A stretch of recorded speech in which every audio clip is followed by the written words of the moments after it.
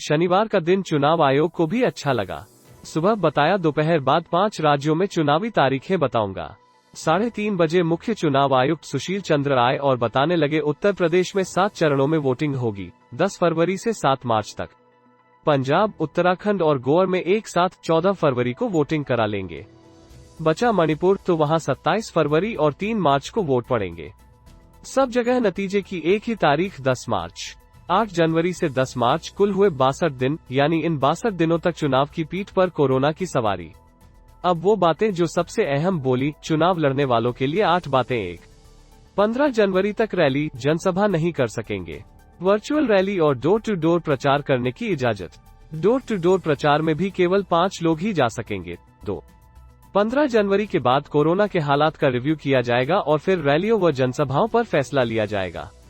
अगर रैलियों की इजाजत दी गई तो भी इसमें कोविड प्रोटोकॉल का सख्ती से पालन किया जाएगा। 3, हर रैली से पहले चुनावी उम्मीदवार से कोरोना प्रोटोकॉल का पालन सुनिश्चित करने का शपथ पत्र लिया जाएगा। 4, कोविड नियमों का उल्लंघन करने वालों के खिलाफ महामारी एक्ट, एनडीएमए और आईपीसी के धाराओं के तहत कार्रवाई की जाएगी। 5, राजनीतिक दलों को उम्मीदवारों और प्रत्याशियों को खुद भी अपना आपराधिक रिकॉर्ड बताना होगा। 6, सभी दलों और प्रत्याशियों को हेट स्पीच, फेक न्यूज और सोशल मीडिया प्लेटफॉर्म को लेकर बेहद सतर्क रहना होगा और इसकी निगरानी भी करनी होगी। 7, प्रत्याशी सुविधा ऐप के जरिए ऑनलाइन नॉमिनेशन कर सकेंगे। 8, सभी दलों और प्रत्याशियों को चुनावी अपराध के संबंध में एडवाइजरी जारी की जाएगी।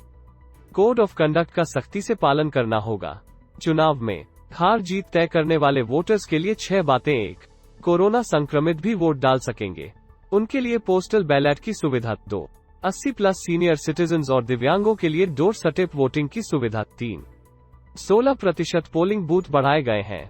2.15 लाख से ज्यादा पोलिंग स्टेशन बने हैं। 4, एक पोलिंग स्टेशन पर मैक्सिमम वोटर्स की संख्या 1500 से घटाकर 1250 कर दी गई। 5, महिला वोटर्स को बढ़ावा देने के लिए हर विधानसभा में कम से कम एक पोलिंग बूथ को एक्सक्लूसिवली महिलाएं ही मैनेज करेंगे। 6, वोटर्स अगर चुनाव में धांधली देखें तो CVGIL, CVIGIL ऐप पर शिकायत कर सकते हैं। आयोग तत्काल एक्शन लेगा। चुनाव करवाने वाले वर्कर्स के लिए 3 बातें। 1, सभी चुनाव कर्मियों को कोरोना वैक्सीन की दोनों डोज लगी होना जरूरी है। एहतियातन इन सभी को प्रिकॉशन डोज भी दी जाएगी। 2, सभी पोलिंग स्टेशन पर सैनिटाइजर्ड मास्क और थर्मल स्कैनर की सुविधा होगी। 3, कोरोना के मद्देनजर पोलिंग अफसर और बूथ दोनों को सुरक्षित रखा गया है। घबराने की बात नहीं है, पर सावधानी बरतनी होगी।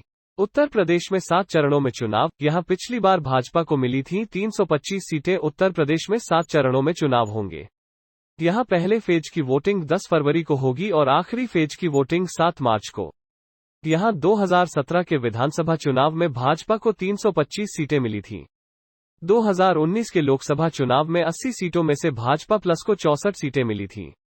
दोनों ही चुनावों में सबसे खराब परफॉर्मेंस कांग्रेस की थी, जिसे 2017 के विधानसभा चुनाव में उसे 7 सीटें और 2019 लोकसभा चुनाव में महज 1 सीट मिली थी। पंजाब में कैप्टन ने कांग्रेस को बनाया था किंग। यहां इस बार वैलेंटाइन डे पर वोटिंग पंजाब में एक फेज में चुनाव होंगे। वोटिंग 14 फरवरी को होगी। यहां 2017 के विधानसभा चुनाव में कैप्टन अमरिंदर सिंह की अगुवाई में कांग्रेस सरकार ने वापसी की थी। कांग्रेस ने भाजपा अकाली सरकार को सत्ता से बेदखल किया था। कांग्रेस को इन चुनावों में 117 में से 77 सीटें यानी स्पष्ट बहुमत मिला था। 2019 के चुनाव में भी कांग्रेस ही सबसे ज्यादा सीटें हासिल करने वाली पार्टी थी। उसे लोकसभा चुनाव में 8 सीटें मिली थीं। उत्तराखंड में भाजपा को मिली थी जीत। इस बार बड़ी चुनौती, उत्तराखंड में भी एक ही फेज में 14 फरवरी को चुनाव होंगे। यहां पिछले विधानसभा चुनाव में भाजपा को जीत मिली थी। उसे 70 सीटों में से 57 सीटें मिली थीं। उसका वोट शेयर कांग्रेस के मुकाबले करीब 2 गुना ज्यादा 61.7% था। इस बार के चुनाव में भाजपा को अंदरूनी कलह और मजबूत विपक्ष से निपटना होगा। हालांकि यही चुनौती कांग्रेस के लिए भी है। कम सीटों के बावजूद भाजपा ने बनाई थी गोवा में सरकार। गोवा में भी एक ही चरण में 14 फरवरी को वोट डाले जाएंगे।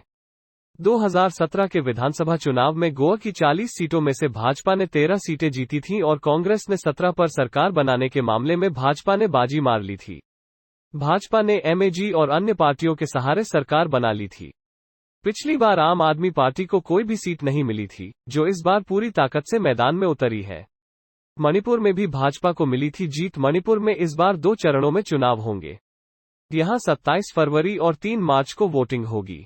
2017 के विधानसभा चुनाव में भाजपा को 60 सीटों में से 21 सीटें हासिल हुई थीं। कांग्रेस को 28 और एनपीएफ को 4 सीटें मिली थीं। भाजपा ने सरकार बनाई थी।